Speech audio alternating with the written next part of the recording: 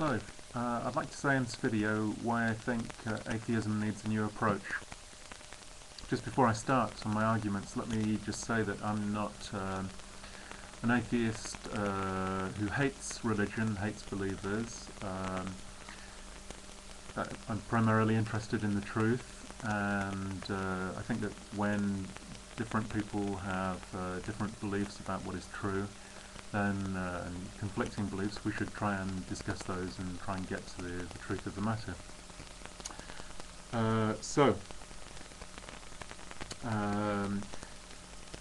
My basic message here is that I think that atheism is taking too narrow an approach at the moment, and seems to be focusing on just one set of arguments where in fact I think there are three basic kinds of arguments that we can use to support atheism.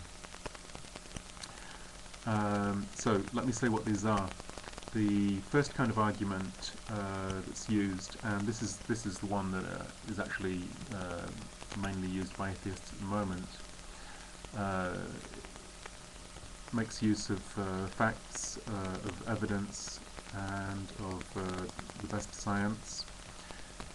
Uses the argument for evolution, for example, and I think this is very necessary, and people like Dawkins and so on do quite a good job of using this kind of argument in belief about the existence of God, in arguments about the existence of God, rather. But I think it has its limitations we'll come to. I think there are two reasons why this kind of argument are almost exclusively used at the moment by atheists. The first reason, of course, is that in the United States, the Christians have managed to get creationism on the school curriculum. And so I think it's an obvious reaction to this fact. Religion is, of course, from the beginning, an attempt to explain why the world is as it is. And so it's in conflict with science about this, so science needs to react on that. But there's a second reason why this kind of argument is almost exclusively used, which is that the position of science in the modern world. And it's quite clear that science is seen as having a great deal of prestige when it comes to determining what the truth of the matter is. If you present a scientific argument, then people will take that seriously if they believe it really is scientific, if you can produce the facts, the evidence, and so on. So this kind of argument in the modern world has a great deal of weight. However, I think it does have its limitations. One limitation is that, obviously, and this is something that believers say, that science can't tell us anything about values, can't tell us anything about the meaning of life, can't tell us how to act, how to live, and so on. I think that's right. The believers are right there, so I think we've got to counter those arguments. So that's the first kind of arguments that we can use. They're the ones that are being used. But let me come to the second kind, and here I think we're using these kind of arguments much less than we could do.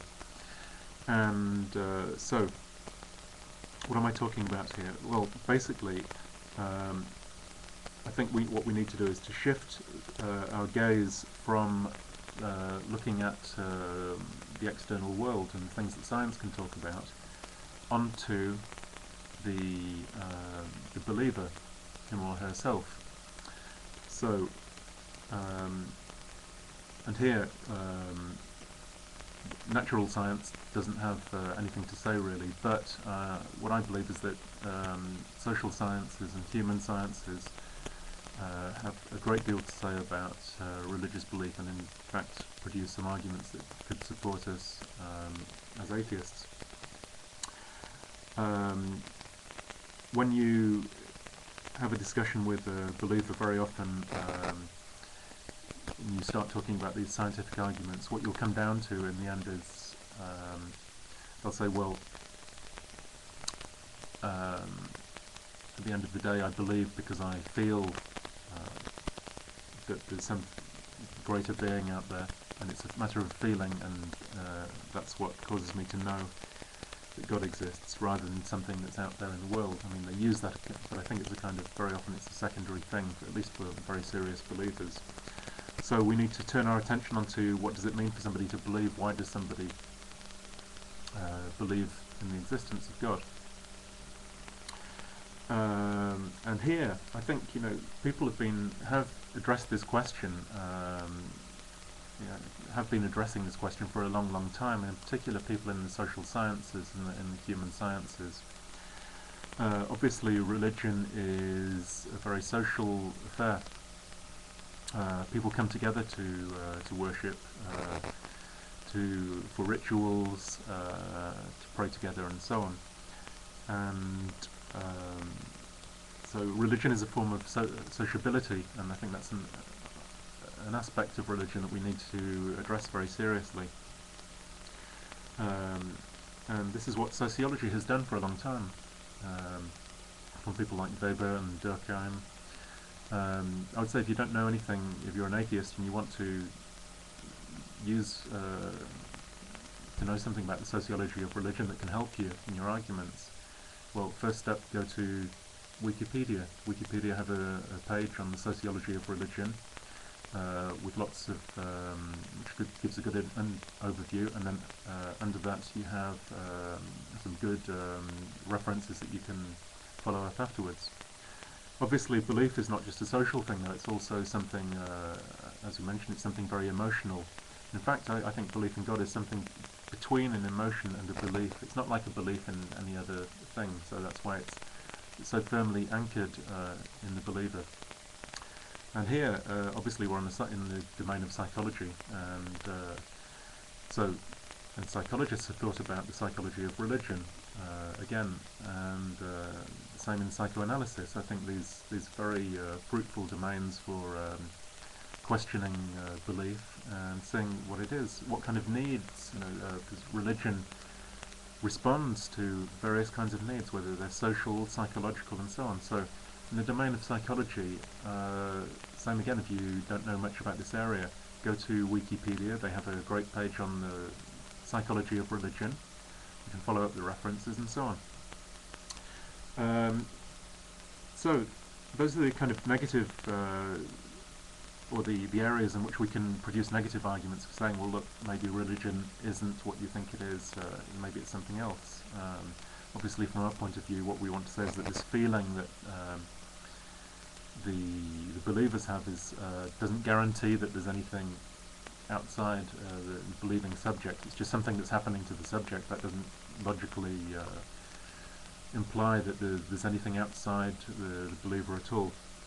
But then the believers will say, as I quickly mentioned, well, atheism is just all negative. It doesn't help us to produce positive beliefs about values and so on. Well, this is false again, but and I think we need to show that this is false. And the domain in which questions of value, moral questions, the meaning of life, and so on have been developed over a long, long period of time now is of course philosophy. Philosophy only has one aim, which is to attain the truth in the domains it's dealing with. Philosophy doesn't depend on religious belief, although it's been connected in some periods of history. So what I'd say here is, again, if you don't know anything about philosophy and philosophical approach to values, first step, go to Wikipedia and check it out. You'll see an overview of philosophy there, the history of philosophy, and you can get some ideas on that, and you can follow up the references, get an introduction to philosophy, start reading about it, and how philosophy can produce alternative ideas about ethics, about morality, about ideas such as justice and the meaning of life. So that's it, really. I'm running out of time, just got a few seconds, so that's all I have to say. We have to broaden our approach, and I think if we do that, we can be much more effective and convincing. Thank you.